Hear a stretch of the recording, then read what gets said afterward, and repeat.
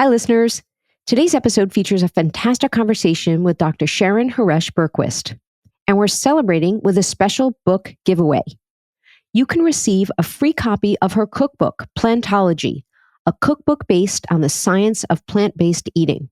Head over to our Instagram, find me at Resa E. Lewis, MD, and follow the easy entry details. Don't miss out. Good luck. Now let's get to the episode.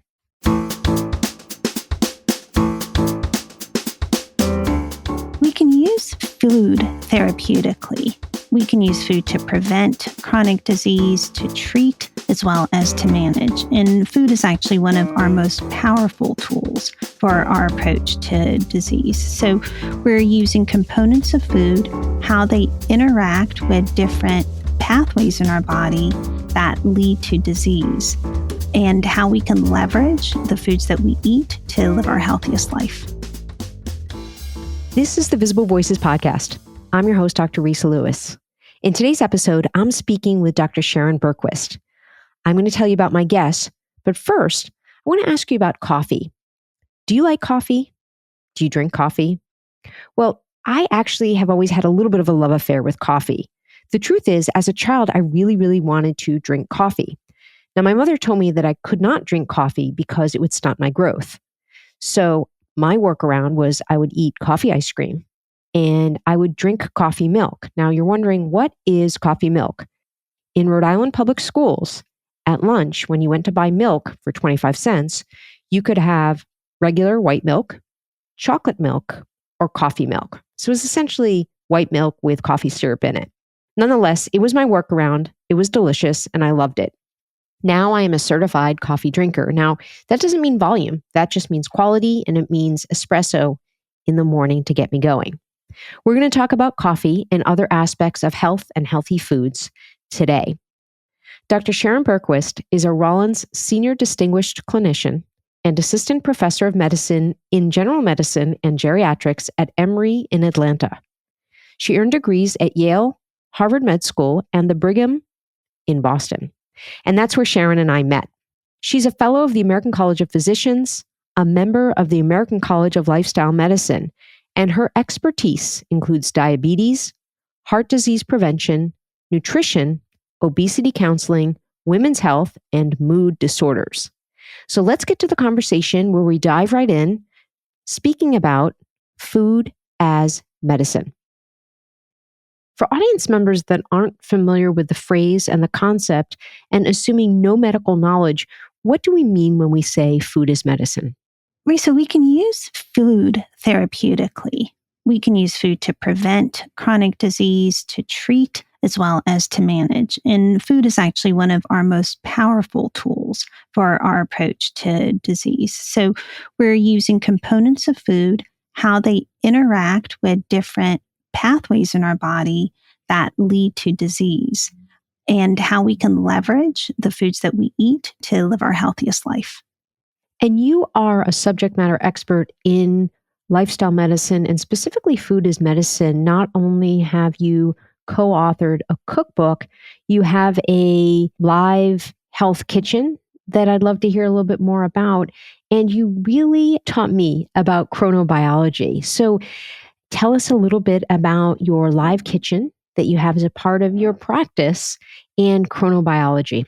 What I really believe in is not just understanding the science behind how food can improve our health, but to make that a part of healthcare. And in an effort to make that happen, we created a lifestyle medicine program that includes multiple disciplines, not just nutrition, but culinary science. So how do you prepare foods using the particular ingredients that we are advocating for and make them delicious and tasty and satisfying? We combined it with exercise, stress management, mindful eating, ethnobotany, sleep, gardening, because my strong belief is that you have to have a multidisciplinary program. You have to bring these together, because telling someone what to eat when they're under a tremendous amount of stress doesn't really help them to the same degree as helping them also manage the stress.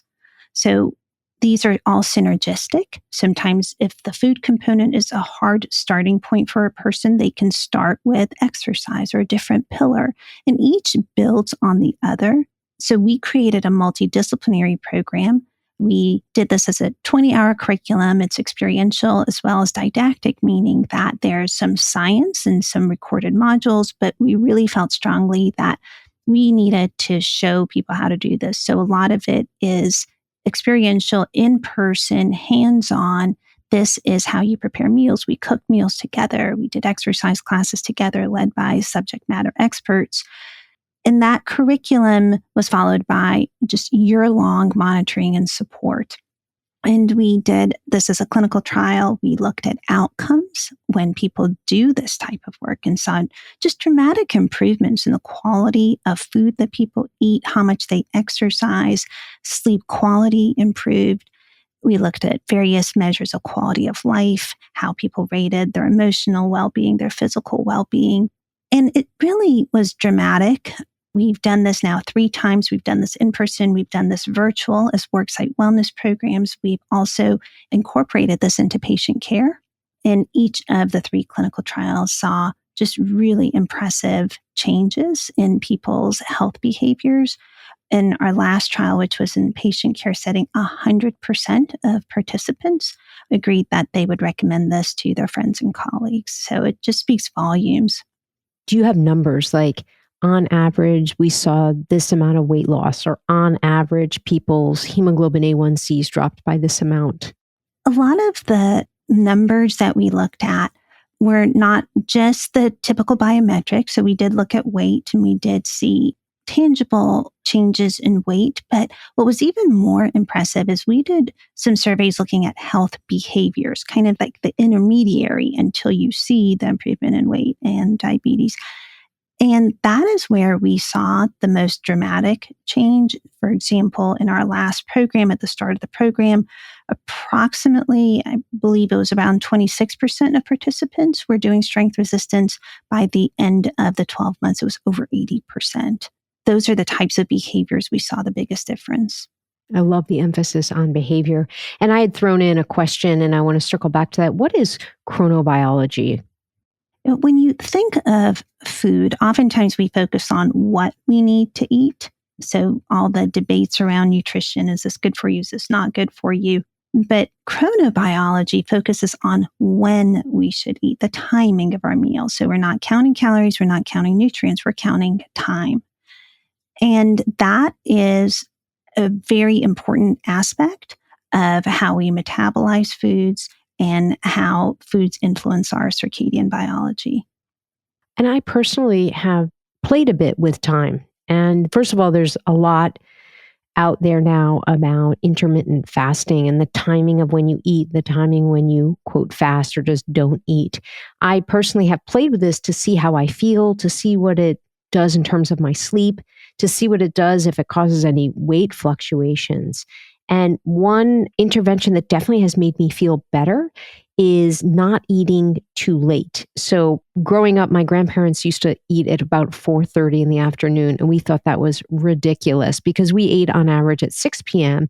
Most people, or as you age, or if you're a working adult, you eat maybe 7, 8 p.m. European and other countries eat quite late. Personally, the more I've committed to eating on the early side and therefore don't have a full stomach when I lay down, I feel much better and I sleep much better.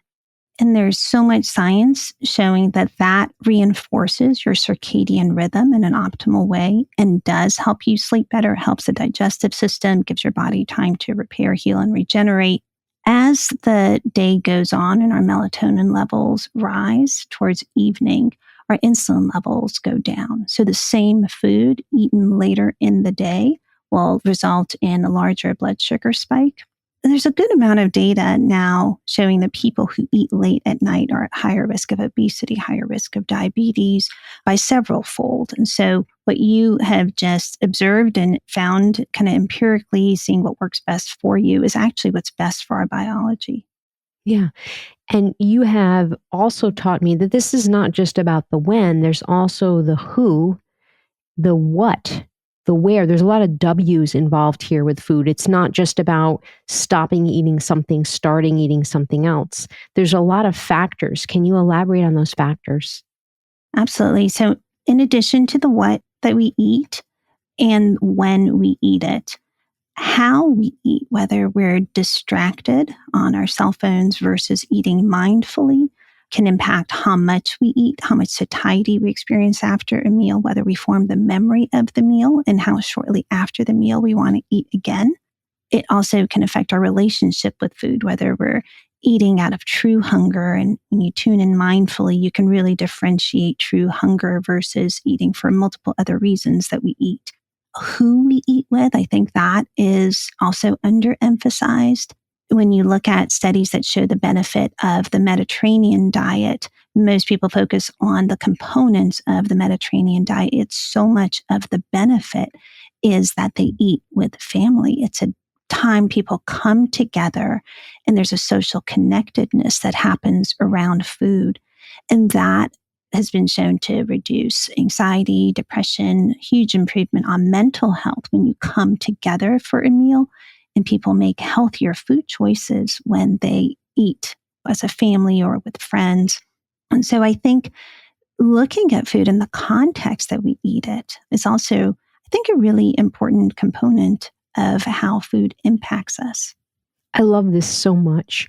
And I want to go back, audience members, like we said, go deeper, go deeper, go deeper. I want to hear some things that I can take home. So it makes complete sense to me, eating in a relaxed manner, in a non-stressed manner, also eating with people, eating even better if you really love the people with whom you're eating.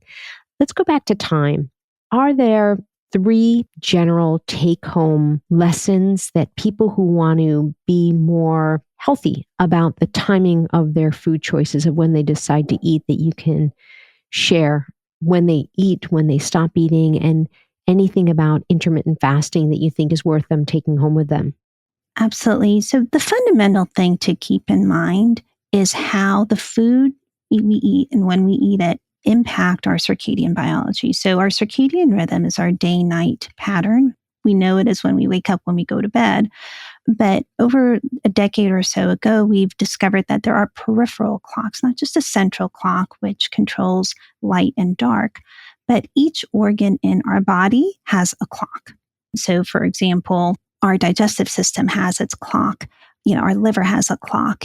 Even our cells have their own clock. And the way these peripheral clocks are set is actually by food. So the timing of our meals controls the cycle of these clocks. And if we're eating out of sync with the master clock, that sets our day-night pattern, we're really creating circadian rhythm dysfunction. We're really dampening the oscillations in our circadian biology. And that disruption is highly correlated with really every chronic disease that we know, all the metabolic diseases and many others. So the timing of our meals matters largely for that reason. And in terms of some general take-homes or rules, so the first is the benefit of intermittent fasting. There are many, but one of the main benefits is that you can switch from using glucose as your store of energy to using fat as your storage form of energy. And our bodies, of course, we have tremendous ability to store fat. And that switching back and forth between burning glucose and burning fat makes us more metabolically flexible. And it creates balance between building up our fat stores and then bringing down our fat stores. So it's a natural rhythm that our bodies have adapted to over millions of years of our ancestral biology. When we constantly are eating and don't have that break with fasting, we're continually in buildup mode. So we're building fat. We're continually keeping our insulin level elevated, and insulin's a fat storage hormone. And that, of course, is detrimental not just to metabolic health, but it also sends a signal to our cells to continually be in growth mode. And while that may sound good, our cells actually need time to repair and heal and regenerate. So too much growth, even at a cellular level, is not good for us. To get your body to transition from burning glucose to burning fat, you need to go at least around 12 hours without eating. That's when you deplete your glycogen stores and your body taps into fat, which we convert to ketones as our source of energy. And so the first thing to try and do is to go at least 12 hours. So what that could look like is stopping eating 2 to 3 hours before bed, just as you mentioned, a minimum of 2 to 3 hours, and then trying to wait at least an hour after waking before we start eating again. And I'm going to make a note here that we're talking about the first caloric intake. So it's not just food. For people who start the day with coffee, if that coffee has cream, you've broken the fast. Same with some liquids, like a glass of wine before bed. Well, that's still caloric intake. So you want to end all caloric intake and limit it to those 12 hours. When you go past the 12 hours of fasting, of course, you're going to get added benefit because then your body's in fat burning mode. The ketones help with a lot of the regeneration, stimulating our cellular responses to fasting, which generally tell our cells to do some house cleaning functions, such as autophagy, which kicks in more with longer durations of fast. So you want to really kick in these cellular functions longer if you can go more than 12 hours. When you look at fasting from a metabolic benefit, probably the sweet spot is eating in about a 10-hour window.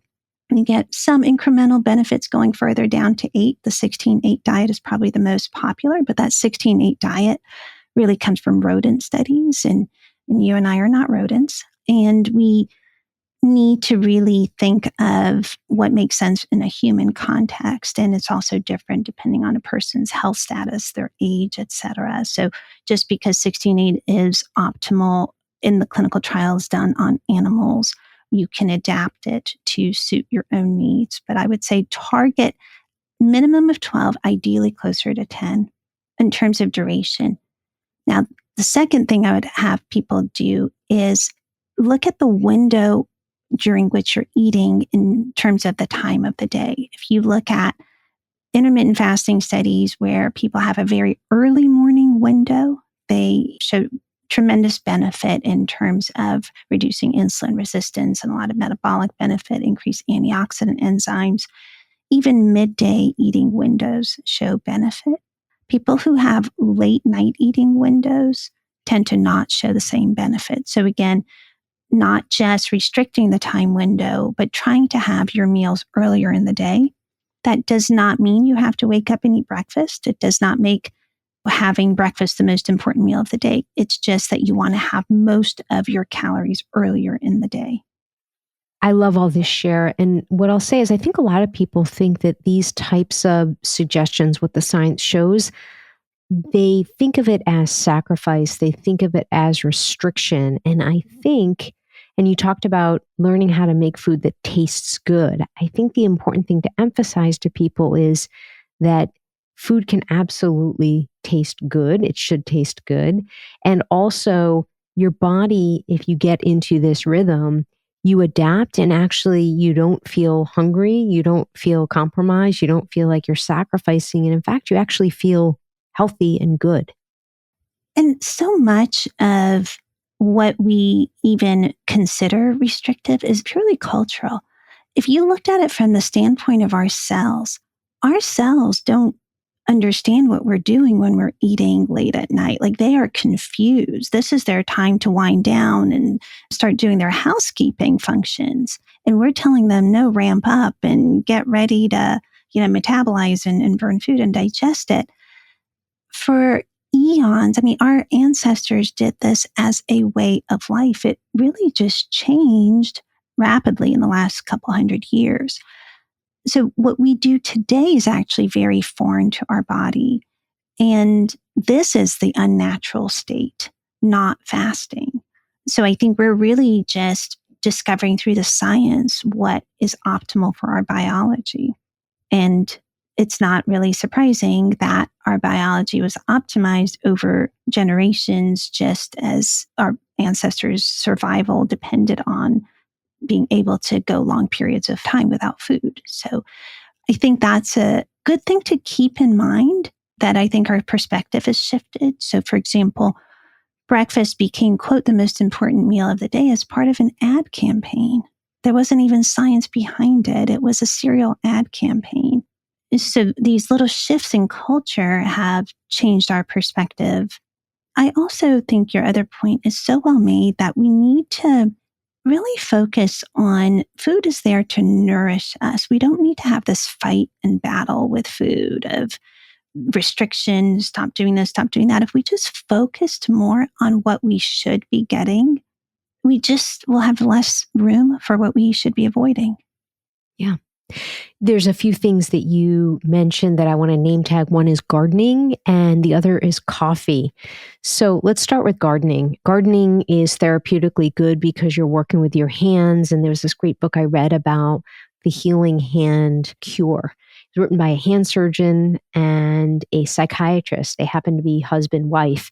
But this concept of using your hands is very therapeutic. And it doesn't have to just be gardening. It can also be washing dishes or folding laundry, but doing something with your hands that's not your full-time job related. So that's one thing. But gardening also meets one of the pillars of lifestyle medicine, which is movement. But importantly, gardening is related to soil and the dirt in which our food grows. You had a very, for me, inspiring and thought-provoking episode with someone that actually is talking about how soil, nutrients in soil, quality of soil, health of soil has changed, and therefore it's affecting the food we eat. Can you tell us more about that? Absolutely. The quality of our soil and really the living forms of life in the soil are changing due to a host of factors that are more environmental farming practices. And that impacts the nutrition in the foods that we eat. So if we peel the layers of the onion a little further on nutrition, we focus a lot on what we should be eating, but how our food is sourced, the quality of the soil in which it's grown are all factors that influence the nutritional value of that food. For example, if we ate a strawberry, if that strawberry is a farmed, like conventional crop, it's going to have less phytochemicals than an organic or a wild strawberry, because the reason plants make phytochemicals, which are the plant chemicals that give fruits and vegetables and plants a lot of their anti-inflammatory, antioxidant, and anti-cancer benefit, is they make it as a way to deter insects. And, it's essentially a herbicide, a pesticide that they naturally make. And it also deters like fungi and bacteria and viruses.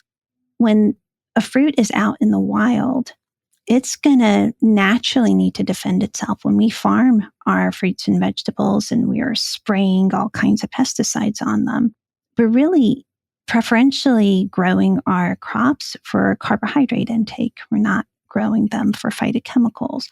So the quality of the soil, how we farm, the farming practices affect the nutritional value of the foods that we eat. And then the other really important point about how really our farming practices and have changed our dietary eating is in the diversity of the foods that we eat. So there are about 30,000 edible foods. We cultivate around 150, and only about 30 of them make it on our plate each year. The impact that has on our health is, I think, something that would be worth sharing, because when we restrict the diversity of our diet, we're restricting the phytochemicals, so all those powerful chemicals that fight disease and enhance our longevity. We're restricting the fiber, the diversity of fiber, which restricts the diversity of our gut microbiome. So a person can theoretically be eating what we consider healthy, right? Say a blueberry smoothie. But if they have that every morning, they have the same blueberry smoothie with 2 pinches of kale and et cetera, they're not getting diversity. So they're not optimizing their diet. So even within a healthy diet, there are ways where we could be doing better. Coffee, black coffee. Should our listeners be drinking it or not drinking it? Well, to everything, there's always the question, well, how much? The short answer is generally yes. Coffee has tremendous health benefits. And of course, I'm assuming in moderation. But Coffee, of course, has vitamins and minerals, but it has phytochemicals. So it has ferulic acid. The phytochemical gives it a lot of antioxidant and anti-inflammatory benefit. Coffee is associated with reduced risk of premature mortality from a host of chronic diseases. You don't need a scientific study to tell you that your focus and cognitive function is better when you drink coffee. You're more alert. Interestingly, mood is better. That's something that often doesn't get said enough, but less depression, more elevated mood. So I would definitely say coffee, yes. Of course, if you have too much, you can get jittery, you can get withdrawal from the coffee. So with everything within moderation, 1 or 2 cups in the morning, absolutely yes. What about the short answer? I love this short answer concept. How about the short answer on red wine? I think there's been a little bit of a turnaround. I think for a while it was assumed that red wine, because it has so many antioxidants from the grapes, that it was a health food. The current shift is that really no amount of alcohol is for health, but that probably like up to 1 glass wouldn't hurt you. But we wouldn't necessarily at this point say, go have alcohol so you can reduce your risk of a disease or live longer. So I think just have the grapes themselves. What about the short answer on avocados? It's a little harder to give a very short answer, but my very short answer is going to be not as healthy as one would think. But with avocados, I think you have to ask the question, compared to what? So avocados compared to butter, of course, healthy. Avocados compared to fruit in a smoothie. If you're trying to make avocado toast or a smoothie, I would definitely say the smoothie. Avocados are very high in fat and they're very high in calories. So there's about 320 calories or so in an avocado, about 30 grams of fat in an avocado. A serving is a quarter. Most people have the whole avocado. So a lot of overconsumption. And, it also has a lot of fiber. There's about 14 grams of fiber. So it does benefit the microbiome. But when we have excess calories or too much fat intake, the excess calories relative to how many calories we burn contribute to insulin resistance. And it's very easy to go down the path of over-consuming fat and calories, even with, quote, healthy fats. This was spurred by an episode that you and I spoke about. You recently released an episode with another physician that does food and medicine, and he was talking about foods that help with weight loss. And he went down a pathway of talking about foods that are very, very good antioxidants, such as blueberries, such as cinnamon, and foods that people think are kind of healthy, but at the end of the day, fat is fat, such that, to your point, avocado, he was describing how ultimately that fat, if the body can't break it down and stores it, it gets stored in muscle as fat. And this whole concept of as we age, we lose muscle, he kind of busted that myth. And I'm wondering if you can go into an explanation for the audience of why healthy fats are still fats and they actually may not be great for our muscles. And I'm going to bring in another food that is very fatty that people think is good to consume. And I'll even say over consume, and that's salmon. Right. And I think this is a really important point because when we have excess fat and really also excess calories relative to expenditure, our bodies store the fat and it makes its way inside our cells. So we store it inside the cells where it impacts our mitochondria. And it impacts metabolic health when it reduces the efficiency of our mitochondria. So if we remember from our biology class, mitochondria are the powerhouse of the cells. Metabolism, by definition, is how efficiently we can break down food and use that food as energy. And when our mitochondria are dysfunctional, so mitochondrial dysfunction, we can't efficiently get energy from the foods we eat and produce that energy. And when we have fat in our cells, it impedes mitochondrial function. When the mitochondria are impaired, they can't break down fat as effectively.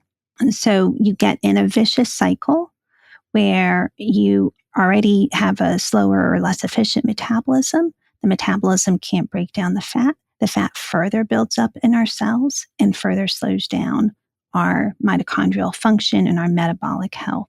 The way we break that cycle, we, of course, can exercise to increase our mitochondrial volume as well as the efficiency of our mitochondria. And we can reduce our total caloric intake and, of course, our fat intake. That what we were touching on earlier with the timing of our meals and intermittent fasting, by virtue of intermittent fasting tapping into fat stores, that's also a very effective way to kind of reverse this process of cyclical further damage into our mitochondria. And salmon. Yeah, salmon, I think the mindset around it has been that, okay, it has some good fat, the omega-3 fatty acids, but of course it also has saturated fat. When salmon is farmed, the amount of saturated fat relative to the omega-3 is going to be higher. So if you think about salmon, just like if we don't move and we're sedentary, which a lot of farmed salmon are, and if the salmon are fed instead of having to swim and find algae, their fat content is going to be different, just as we would accumulate fat if we were kept under those conditions. So we are seeing a higher amount of saturated fat relative to the good fat by virtue of how the salmon is prepared before it makes it on our plate. So wild salmon is still a better choice, but exactly, I think people assume that it's just good fat, but of course, it's a very fatty fish with a high amount of the good and the less healthy fat. Tying this topic up in a bow, circling back to muscle and protein, I think people are confused. We've gotten so much messaging about the role of protein in our diet, what role it should play, what happens as we age, why exactly we lose muscle mass as we age. Can you talk a little bit about the importance of protein, how we can really make sure we're getting enough protein? And again, with this guest that you had on who was talking about this sort of myth about losing muscle mass, and he was basically saying that's not really it. It's that our protein, i.e., our muscle, is being replaced by fat. So, how can we think about this healthily? Protein is obviously a very important part of dietary intake, and maintaining muscle mass is critical for how well we age. I will first start off by saying no matter how much protein you eat, if you're not doing exercise, you're not magically going to have that protein turn into muscle. So this is really a multi-component approach to maintaining your muscle mass, of which the protein intake is one part of. We have to look at our protein needs, and they change with age, they change with different conditions. If you take the bare minimum, the recommended daily allowance just to maintain muscle mass, it's 0.8 grams per kilogram of body weight. If a person is older, 70 years or older, it's closer to 1.2 grams per kilogram of body weight. And so our needs change because of how we absorb and assimilate that protein. That's a really important point, and it's a continuum. It's not that suddenly at age 70 things change. As you're going each decade, you can assume that you need a little bit more. If a person's consuming a plant-based diet, it's probably closer to 0.9 grams per kilogram just for maintenance. Now, if a person is exercising and trying to build and maintain muscle mass, the amount of protein intake is considerably more, pretty much double that low amount from the RDA. So it's closer to like 1.2 to 1.7 grams per kilogram of body weight. So the first is getting a sense of how much you need of protein. And then from there, trying to figure out how to get that protein and make sure it's quality protein in terms of the amino acid components in that protein, and to also make sure that what that protein is packaged with are not components that take away from health. So they're not excessively high in saturated fat or heterocyclic amines or TMAO or other compounds that could be harmful.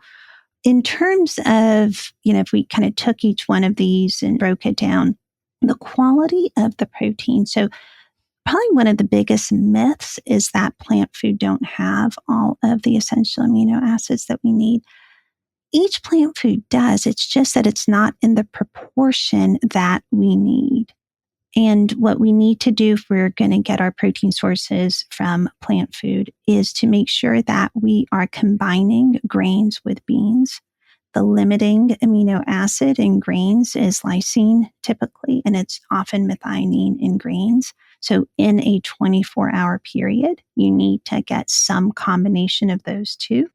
The other thing to keep in mind is some people just simply don't have the appetite to get all of their protein, vitamins, minerals, fiber in a 24-hour period. And some people do use animal sources to do that. And I think if you're going to do that, just picking sources that are low in saturated fat, like absolute lean cuts, if you can do non-fat dairy, that's helpful.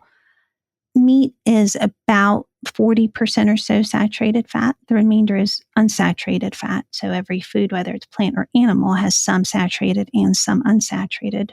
No food is entirely one or the other. The proportion is higher in animal products, but still meat is majority unsaturated fat.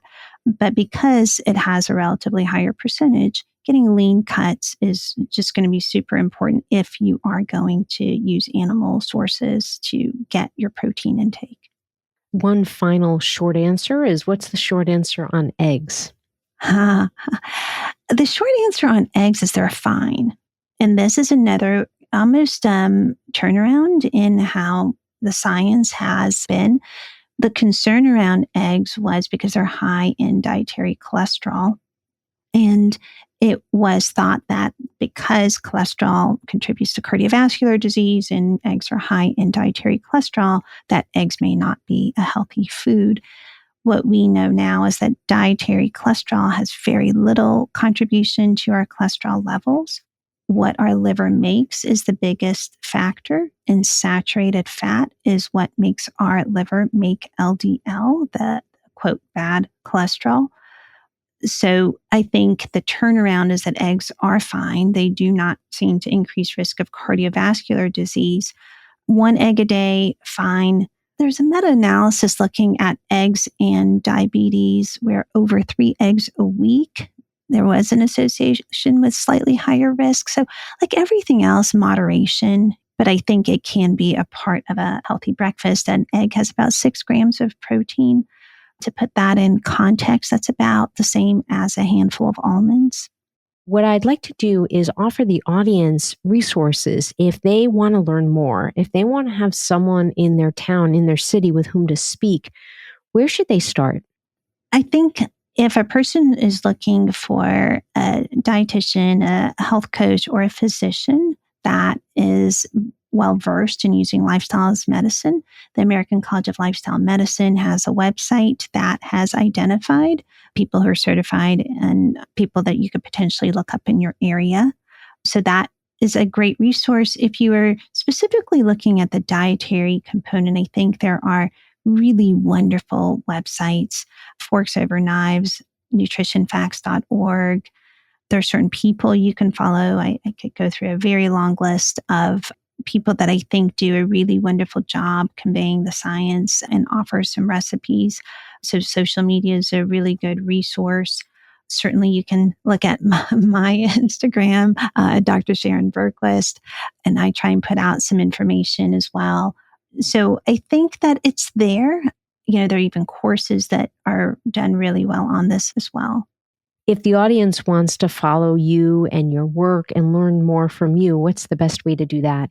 You can follow me on Instagram, again, at Dr. Sharon Berquist. My website is also drsharonberquist.com. I'm also on LinkedIn. It's Dr. Sharon Berquist. And feel free to reach out to me if you have questions, comments. Please feel free to share. I love healthy conversations around this topic, and I welcome every point of view. Dr. Sharon Berquist, thank you so much for joining the Visible Voices podcast. Thank you so much for having me. It's a pleasure. The Resa wrap-up. I so enjoyed this conversation with Sharon, and I really love the topic of lifestyle medicine and food as medicine because I really believe this is one of the major tools in our toolbox. Food is one of our most powerful tools. It truly can help with preventing reversing, and treating chronic diseases. Now, you may wonder, what exactly are we speaking about when we talk about chronic diseases? We're talking about obesity, diabetes, cardiovascular disease, and cancer.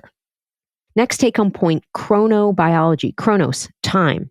So this refers to the timing of when we eat, and this truly affects how we metabolize our food. The same food eaten later in the day causes a larger blood sugar spike. That's not a good thing. Next, regarding to timing and chronobiology, intermittent fasting works because we are switching from burning glucose to burning fat. This fast needs to be at least 12 hours to show effect. And finally, coffee. I started the program with coffee, and I'm ending the program with coffee. As Sharon said, coffee has tremendous health benefits. We're talking about the phytochemicals, which gives us anti-inflammatory and antioxidant activity in our body. This is a good thing. Coffee also is associated with decreased mortality, that's death, from chronic diseases. It increases focus and cognitive function. With coffee, we have less depression and a more elevated mood. That's all I have for you this week, audience. See you next time.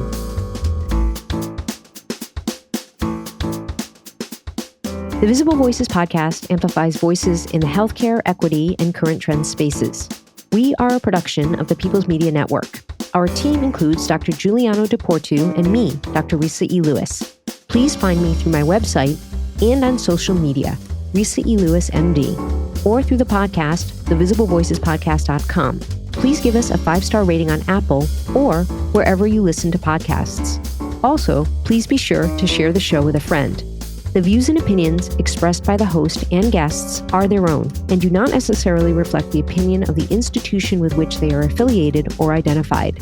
Information herein should never be used as a substitute for clinical judgment or for medical advice.